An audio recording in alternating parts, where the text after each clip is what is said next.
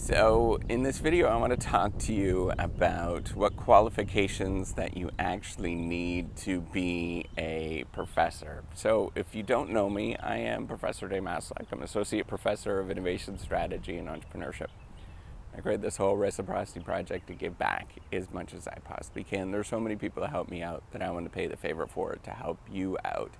So the qualifications actually vary a lot between institution to institution, but what I wanted to point out is if you wanted to be a traditional, what we think of as traditional professor, what you often need is some sort of doctorate or terminal degree to actually get there. But it's not just that. What you actually need is a research trajectory. So there's different sort of kinds of professors, I guess, in terms of what they want to do. You can think of, there's three different sort of tracks that professors go into. The first one is a teaching track. Next one is administration, where they run the university. And the third one is that they are a traditional professor, where they're thinking of new ideas and teaching heavily at the same time. So most of the time, there is this blend between research and teaching for those set of individuals. So for the first set of individuals, the ones that actually go into administration generally just need some sort of doctorate. And those people will do a doctorate first, and it could be, maybe it is, a professional doctorate or a PhD.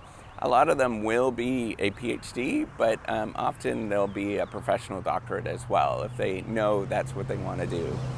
The second kind, the teaching faculty, often they don't have a doctorate. And often they will just, maybe they wanted to teach their master's students and they wanted to teach, and they go and do that, and then they just become professors that are instructors or teaching faculty. And they'll teach a lot of courses. They'll probably teach maybe 6 courses, maybe even 8 courses a year, probably even more than that. It just depends on the institution that they're at, and they just do a heck of a lot of teaching, and they teach sort of all the different courses that the tenure track faculty actually don't teach.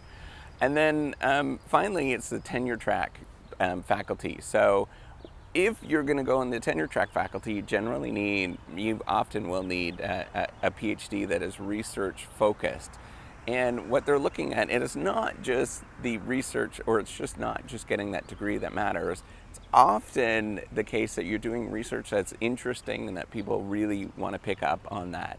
And what they're hiring you to, there's 2 ways that you get hired for, right? So one of them is a teaching need, where you're filling in some sort of gap, and it's usually maybe it's some sort of undergraduate courses, or maybe it's a master's course or something that they're sort of filling the gap. But then, the higher bar, the sort of other thing that they're looking for is the research ideas that you have, and the publications that you have, and the sort of trajectory that you're going towards, and the ideas that you're publishing with.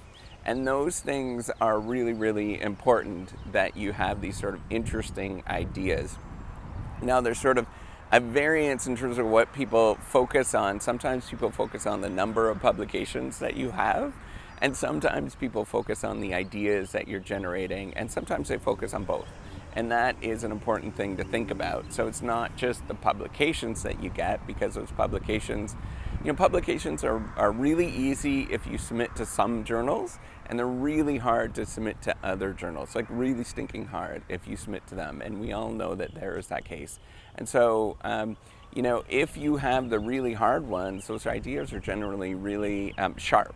The ones that are really easy are not so sharp, and they're easy to get in, right? So there is that blend between what they focus on in terms of the publications you get, and as well as the ideas that you're generating. But, to get into the very top schools, the ones that everybody knows and recognizes, there's really strong emphasis on the ideas themselves, and the ideas in terms of, this is a really sharp idea that changed the world. And if you had simply one idea that changed the world, and it was just really one idea with a sort of couple of derivative things from that, that would probably be good enough in terms of getting into that university. Now, the number of people that can do that is like slim to none, right? Very, very few people can ever do that. So what generally happens is that people have a number of different publications to get in, and the requirements to get into different universities, it's all different, right? It's a competitive market.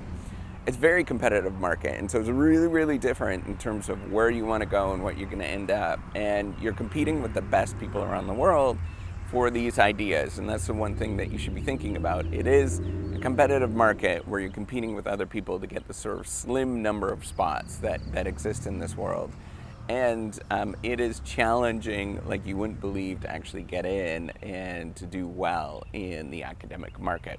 Everybody thinks that it's really easy and you sit around, you do nothing, and it's far from the truth. Anybody that is in the academic arena that actually, worked in industry and did other things will tell you that being in academia is just as competitive, if in fact probably a lot more competitive and a lot more difficult than it is to sort of do industry jobs. And that's just kind of the nature of it, right? So you have to know that that's what you're getting into, because you're getting into, to get into the top schools, you got a bunch of type A personalities that are all competing with each other, because they're all the smarty pantses competing, and it doesn't change, right? So you can imagine that from, in high school, you got a bunch of smarty pants, and all those people are competing.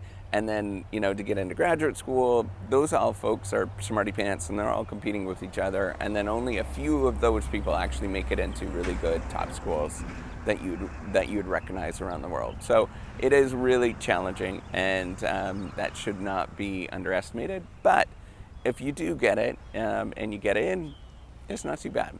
It is it's a good sort of position to be in. So with that, hopefully this answers to your question. This helped you out in terms of the qualifications that you need to get into to become a professor.